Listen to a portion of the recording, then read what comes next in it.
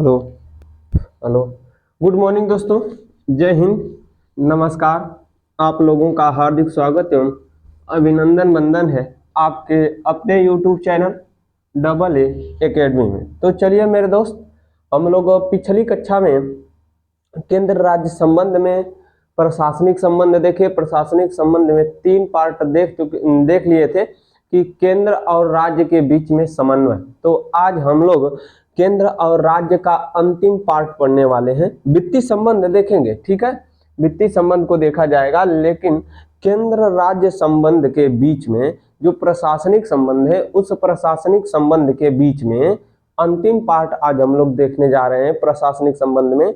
और प्रशासनिक संबंध का यह जो अंतिम पार्ट होगा, यह समितियां होंगी। क्या होंगी? समितियां। और समितियां 2 भाग में बंटकर आपको देखना पड़ सकता है, क्योंकि यह पार्ट आपका लंबा होने वाला है। तो देख लीजिए, आज हम लोग पढ़ेंगे केंद्र राज्य संबंध में समितियां, ठीक है।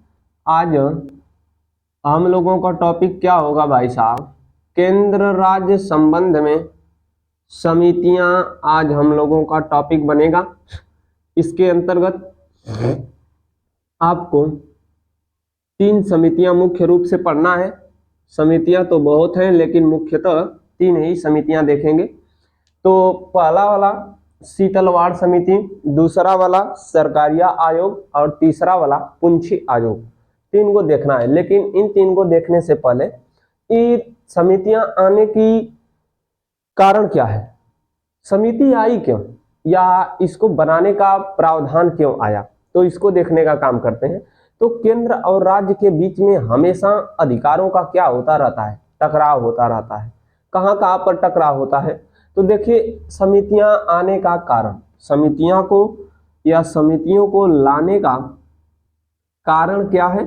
तो पहला वाला देखिएगा कि समिति को क्यों लाया गया, या समिति को लाने का प्रावधान क्यों किया गया। तो पहला वाला क्या है? तो कारण क्या है? तो केंद्र और राज्य के बीच में टकराव, केंद्र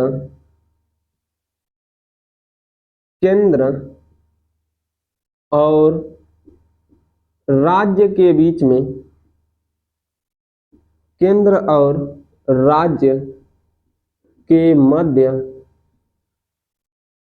हितों का टकराव, केंद्र और राज्य के मध्य हितों का टकराव। केंद्र और राज्य के मध्य हितों का टकराव कब कब होता है? बस यही देखिए, केंद्र और राज्य के मध्य हितों का टकराव कब कब होता है। पहला वाला आपको राज्यपाल से होता है। जानते हैं राज्यपाल किसका व्यक्ति होता है? राष्ट्रपति का। अब राज्यपाल में होती क्या है? राज्यपाल की नियुक्ति होती है। और क्या होता है? राज्यपाल की नियुक्ति तथा राज्यपाल को हटाना, इसमें हितों का टकराव हो जाता है केंद्र और राज्य के बीच में। समितियां बनाने का कारण क्या है? तो केंद्र और राज्य के मध्य हितों का टकराव। हित का टकराव कब होता है? एक विषय आता है आपके पास राज्यपाल, राज्यपाल के विषय में हितों का टकराव होता है, राज्यपाल की नियुक्ति के संबंध में और राज्यपाल को हटाने के संबंध में। अगला वाला, जब राष्ट्रपति शासन लागू हो जाता है, क्या लागू होता है भाई साहब? राष्ट्रपति शासन। जब राष्ट्रपति शासन लागू होता है, अनुच्छेद 356, तब हितों का टकराव होता है। फिर इसके बाद क्या बन जाएगा? तीसरा वाला आप लोग सुने होंगे समवर्ती सूची। समवर्ती सूची पर या समवर्ती सूची के विषयों पर हितों का टकराव हो जाता है। अब केंद्र सूची, राज्य सूची और समवर्ती सूची के बाद जो विषय बच जाता है, उसको कहते हैं अवशिष्ट विषय। तो अवशिष्ट विषयों पर अधिकार बनाने के लिए टकराव होता है। अवशिष्ट विषयों को लेकर, किसको लेकर? अवशिष्ट विषयों को लेकर भी हितों का टकराव होता है केंद्र और राज्य के बीच में। और किसको लेकर, तो इसके बाद आप लोग इधर देखिए, और किसको किसको लेकर टकराव होता है। केंद्र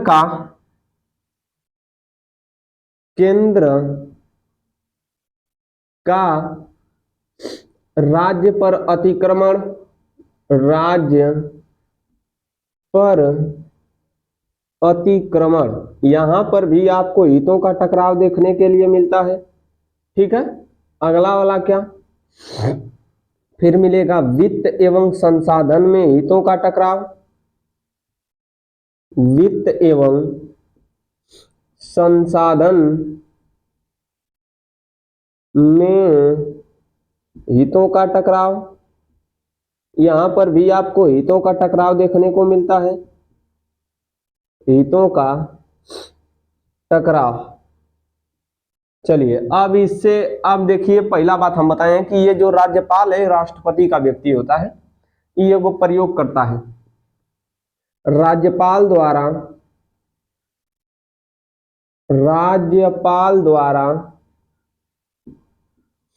आर्टिकल 200 का अनुच्छेद 200 का प्रयोग करना। अनुच्छेद 200 का प्रयोग करना किसी विधेयक पर। राज्यपाल किसी विधेयक पर राज्यपाल 200 का आर्टिकल 200 का क्या करता है, किसी भी विधेयक पर प्रयोग कर देता है।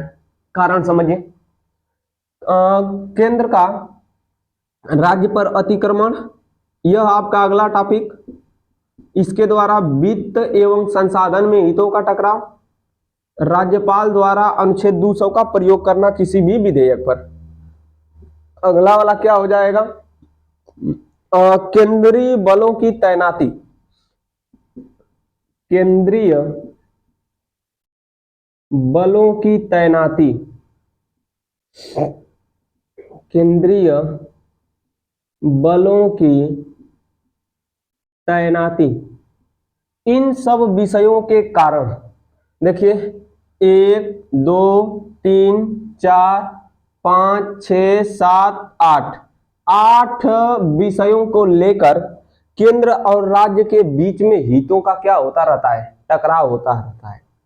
केंद्र और राज्य के ऐसे ऐसे विषयों को लेकर हितों का होता है टकराव, और जब हितों का टकराव होता है उसी समय इन सब के बीच में, केंद्र और राज्य के बीच में समन्वय स्थापित नहीं हो पाता है। इस कारण समन्वय स्थापित करने के लिए भारत सरकार ने क्या बनाया, समितियां बनाई। कैसी समितियां बनाई, तो वह समितियां आपके समक्ष प्रस्तुत हैं, देख लीजिए। अब समितियां हम लोग पढ़ेंगे, यानी समितियां कैसे बनी, तो केंद्र और राज्य के बीच में जो हितों का टकराव हो रहा था उसको या उस गलतफहमी को दूर करने के लिए किसको बनाया गया, समितियों को बनाया गया।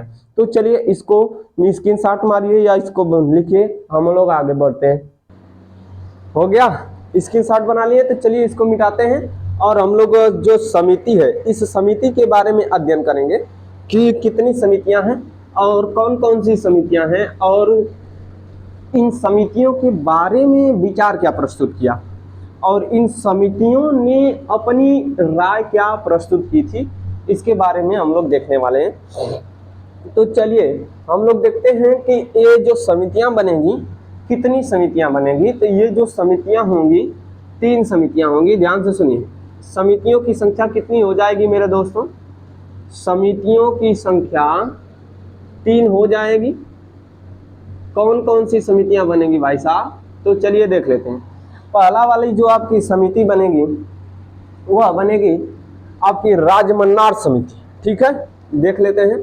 पहला वाली समिति, दूसरा वाली समिति, तीसरा वाली क्या बन जाएगी। तो इसको पार्ट में बांटकर अध्ययन कर लेते हैं। पार्ट में बांटकर अध्ययन करने से होता क्या है कि जल्दी जल्दी से हम लोग और अच्छे से पढ़ लेते हैं। ठीक है, आइए देख लेते हैं आपकी कौन सी हो जाएगी। तो एक बन जाएगा आपका शीतलवाड़, पहला वाला बनेगी शीतलवाड़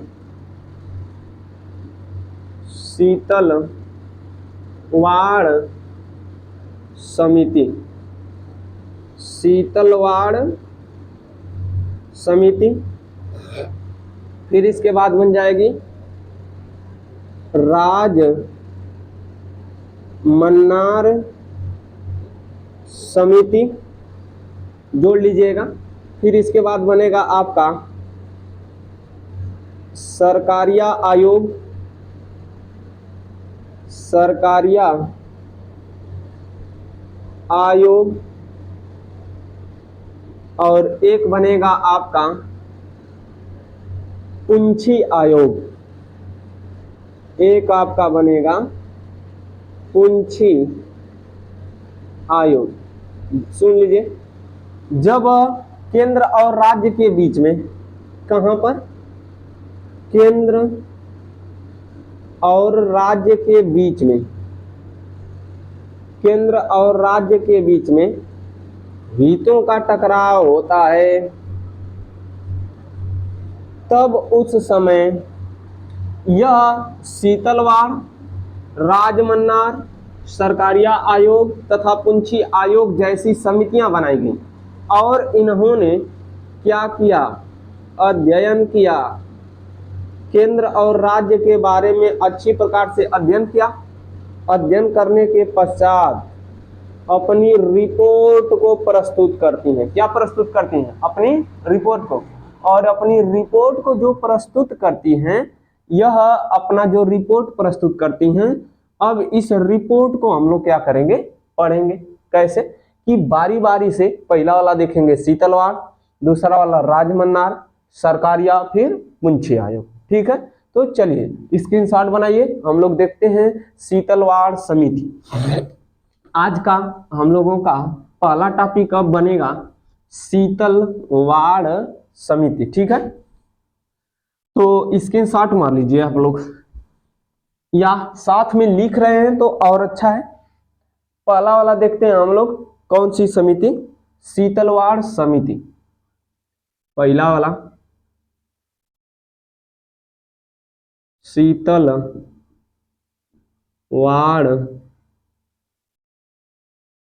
समिति। पहला वाला देखेंगे दोस्त, शीतलवाड़ समिति। शीतलवाड़ समिति के बारे में हम लोग क्या करते हैं, अच्छे से देखने का काम करते हैं। चलिए देखते हैं शीतलवाड़ समिति किसके अध्यक्षता में बनाई गई थी। तो शीतलवाड़ समिति के अध्यक्ष कौन थे, इसको देखने का काम करते हैं। तो शीतलवाड़ समिति के अध्यक्ष कौन थे? तो शीतलवाड़ समिति के अध्यक्ष थे MC Setalvad. MC Setalvad. MC Setalvad क्या थे? तो MC शीतलवाड़ महान्यायवादी थे। क्या थे दोस्तों? महान्यायवादी थे। MC शीतलवाड़ क्या थे? महान्यायवादी थे। इस कारण इनके अध्यक्षता में या इनकी अध्यक्षता में एक समिति बनाई गई, शीतलवाड़ समिति।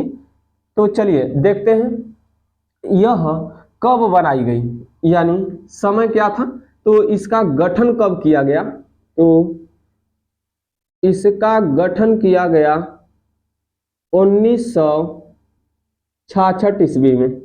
कब गठन किया गया? 1966 ईस्वी में गठन किया गया। और यह समिति अपना रिपोर्ट कब प्रस्तुत करती है?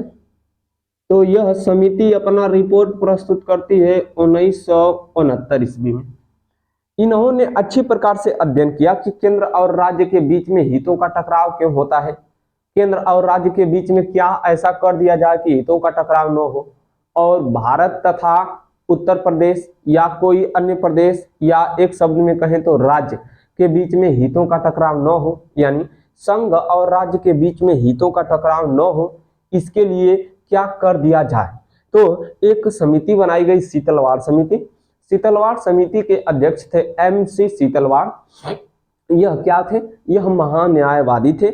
इस समिति का गठन किया गया 1966 ईस्वी में, तथा यह समिति अध्ययन की, सब कुछ जांच करने के बाद पड़ताल अच्छे प्रकार से जांच पड़ताल की और 1969 ईस्वी में यह समिति अपना क्या प्रस्तुत करती है, रिपोर्ट प्रस्तुत करती है। और 1969 ईस्वी में जब यह अपना रिपोर्ट प्रस्तुत करती है तो क्या रिपोर्ट प्रस्तुत करती है, इसको हम लोग क्या करते हैं, देखने का काम करते हैं कि यह अपना रिपोर्ट क्या प्रस्तुत करती है। ठीक है, तो चलिए आप देखिए थोड़ा सा इसके बारे में जानते हैं कि शीतलवाड़ समिति क्यों बनाई गई, कारण क्या था इसका।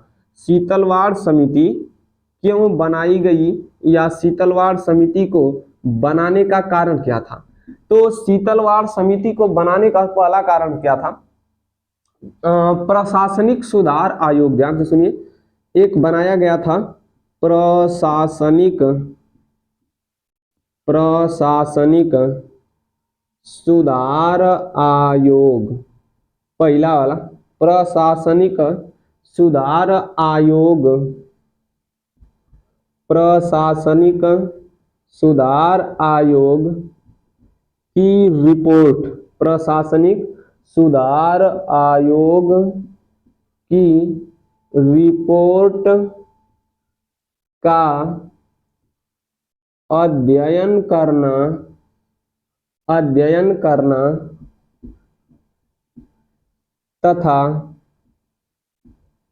उसकी कमियों को दूर करना, तथा उसकी कमियों को प्रस्तुत करना, उसकी कमियों को क्या करना, प्रस्तुत करना। प्रथम प्रशासनिक जो सुधार आयोग बना था उसी के बारे में अध्ययन करने के लिए MC शीतलवाड़ की अध्यक्षता में शीतलवाड़ समिति बनाई गई। MC शीतलवाड़ महान्यायवादी थे। इन्होंने 1966 ईस्वी में एक समिति का गठन किया तथा 3 वर्ष पश्चात 1969 में अपना क्या प्रस्तुत किया, रिपोर्ट प्रस्तुत किया।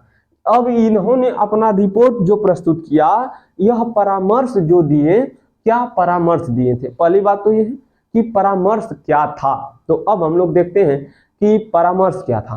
ठीक है, तो इसको मिटाते हैं। अब हम लोग शीतलवाड़ समिति के परामर्श को देखने का काम करते हैं, या यह किसको लेकर अपना परामर्श प्रस्तुत की थी शीतलवाड़ समिति।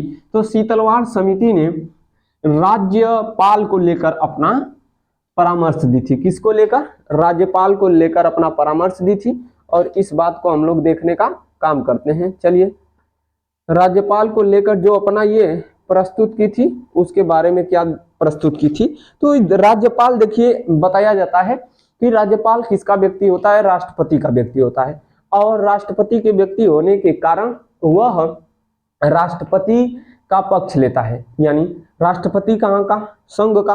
और संघ का काम देखने का काम कौन करने लगता है, राज्यपाल। और राज्यपाल किसके फेवर में या किसके पक्ष में चला जाता है, राष्ट्रपति के पक्ष में। जब राज्यपाल राष्ट्रपति के पक्ष में चला जाएगा तो भाई साहब ये बताइए कि राज्यपाल कहाँ के लिए नियुक्त किया गया, राज्यपाल राज्य के लिए। और वो राज्य का काम न करके किसके पक्ष में है, संघ के पक्ष में, यानी केंद्र के पक्ष में।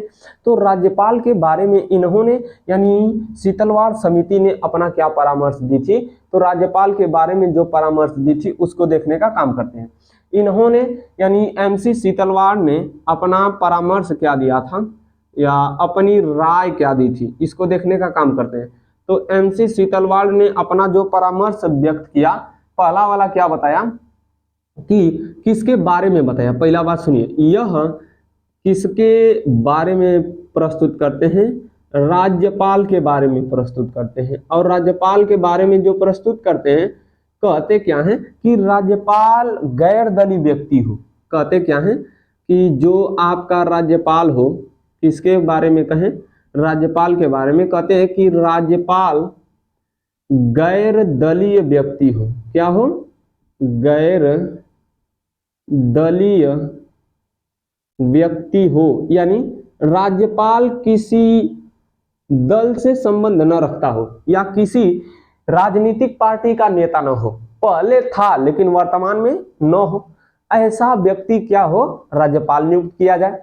चलिए, कहते हैं कि गैर दलीय व्यक्ति होगा तो वह अपने दल का पक्ष नहीं लेगा। इसका मतलब कि वह काम का करेगा, अच्छे से करेगा। चलिए अगला वाला क्या बताते हैं राज्यपाल के लिए। हाँ, और अगला वाला कहते हैं, ये तो राज्यपाल के पक्ष में था। फिर कहते हैं कि केंद्रीय बलों की तैनाती में राज्य का परामर्श लिया जाए। जैसे केंद्रीय बल हो गए, पुलिस, जैसे उत्तर प्रदेश सरकार राज्य सरकार का, एक शब्द में कहें तो पुलिस राज्य सरकार का है, लेकिन जो आर्मी हो गई या इसके ऊपर जैसे बल हो गए, ये सब संघ सरकार के हैं। तो इसके बारे में क्या कहते हैं कि केंद्रीय बलों की तैनाती, ध्यान से सुनिए, केंद्रीय बलों की तैनाती, केंद्रीय बलों की तैनाती में, केंद्रीय बलों की तैनाती में राज्य सरकार का परामर्श हो, राज्य सरकार का परामर्श हो। केंद्रीय बलों की तैनाती अगर की जाए तो उसमें किसका परामर्श लेना चाहिए? राज्य सरकार का परामर्श लेना चाहिए। अगला वाला क्या बताए थे, यह कहते हैं कि अंतरराज्यीय परिषद बनाई जाए, अंतरराज्यीय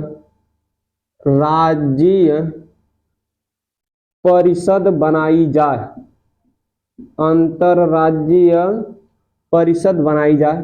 तो यह काम तो कर लिया गया है और इसे अंतरराज्यीय परिषद को बनाई जाए। अंतरराज्यीय परिषद को क्या दे दिया गया है? संवैधानिक दर्जा भी दे दिया गया है। अंतरराज्यीय परिषद को हम पीछे पढ़ा चुके हैं, ठीक है। अब देखिए, अब अगला वाला कहते हैं कि राज्यों को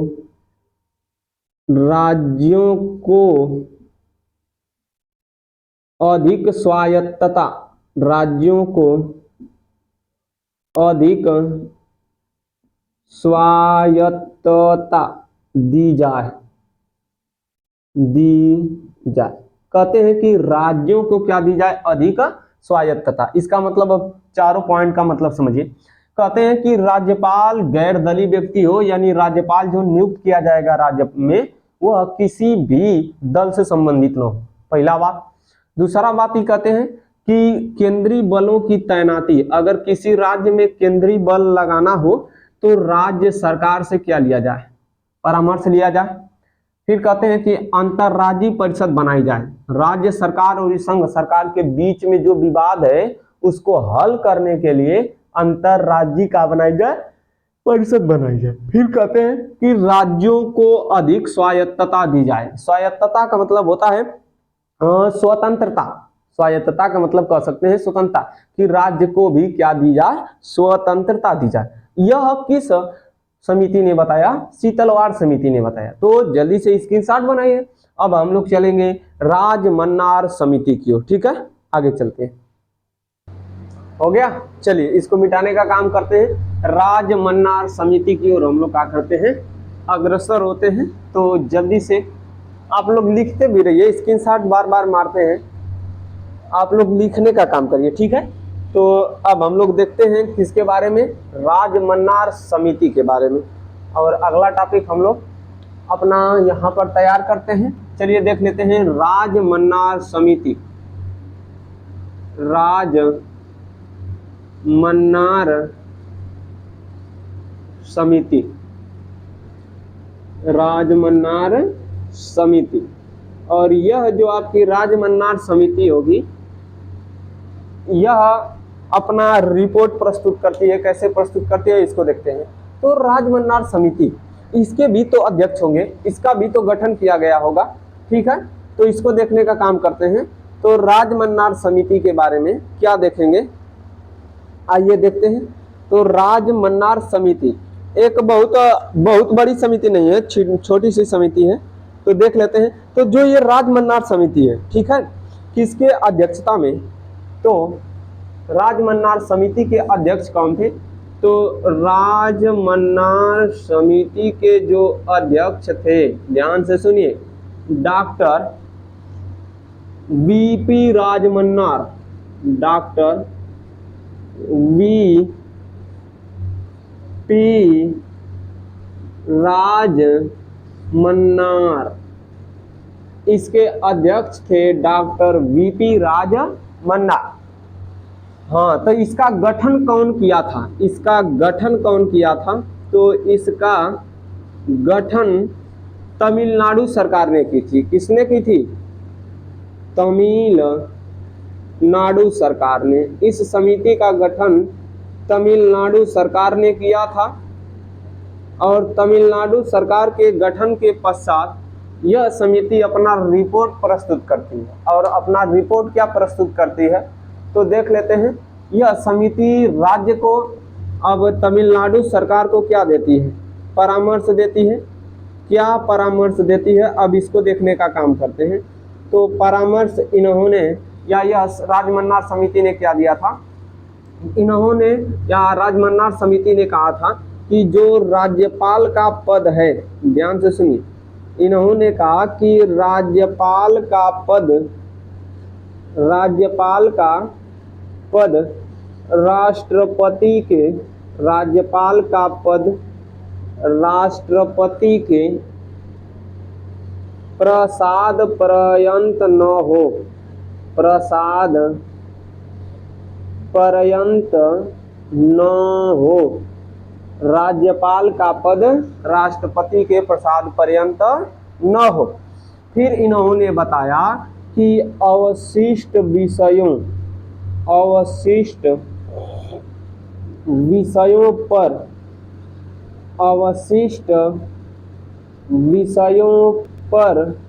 राज्य सरकार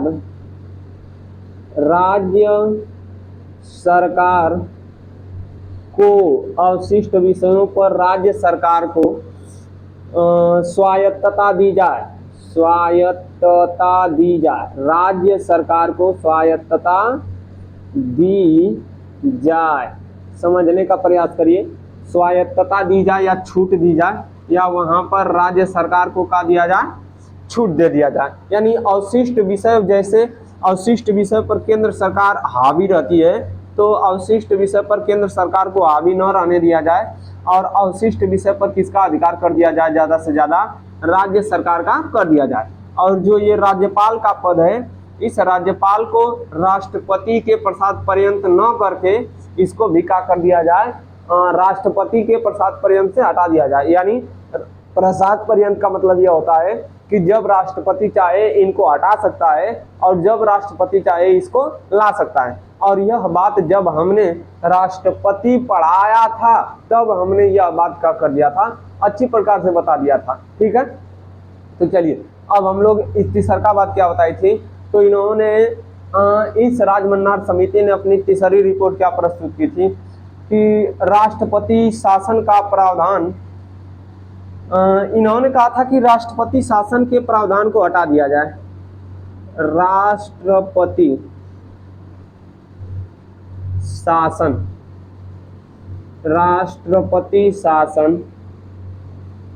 का प्रावधान, राष्ट्रपति शासन का प्रावधान हटा दिया जाए। अगर राष्ट्रपति शासन का प्रावधान हटा दिया जाएगा तब राज्य अपने मन का करने लगेगा। लेकिन यह क्या था?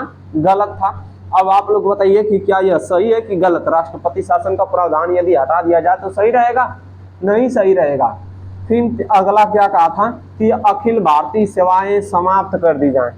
अखिल भारतीय सेवाएं, यह समिति क्या बताई थी कि अखिल भारतीय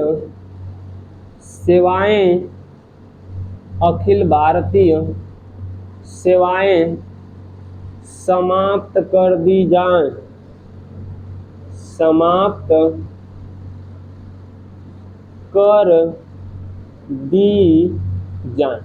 समझने का प्रयास करिए, ये अखिल भारतीय सेवा को हटाने की बात क्यों कर रहे हैं, इस पर थोड़ी सी चर्चा हम लोग कर लेते हैं कि यह जो आप कहे हैं अखिल भारतीय सेवा, इसमें 3 कैटेगरी आती है। एक होती है आपकी IAS की कैटेगरी, एक होती है IPS की कैटेगरी, एक होती है आपकी IFS की कैटेगरी। और इन तीनों कैटेगरी में इनके अधिकारियों का चयन कौन करता है? पहला बात समझिए, इनके अधिकारियों का चयन करती है राज्य सरकार, या अरे राज्य सरकार नहीं, सॉरी, केंद्र सरकार। कौन करती है? केंद्र सरकार। केंद्र सरकार के चयनित अधिकारी होते हैं। अब भैया ये किसके किसके लिए काम करते हैं? सेंट्रल यानी केंद्र के लिए भी कार्य करते हैं और ये स्टेट राज्य के लिए भी काम करते हैं। भाई साहब ये बताइए, आपको जिसने बनाया है आप उसके प्रति वफादार होंगे कि नहीं होंगे?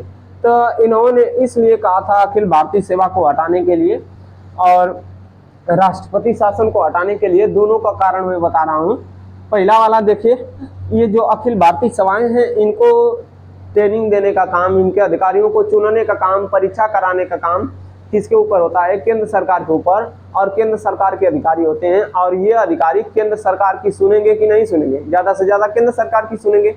और वास्तव में बात है कि केंद्र पर जिसकी सत्ता होती है वह निचले स्तर पर अपना पांव, अपना हाथ, अपना हर एक सब कुछ फैला कर रखता है, यानी अपना अधिकार चला कर रखता है। इस कारण इन्होंने कहा था कि अखिल भारतीय सेवा को हटा दिया जाए, अखिल भारतीय सेवा के स्थान पर कोई दूसरा ला दिया जाए, फिर राष्ट्रपति शासन का प्रावधान हटा दिया जाए।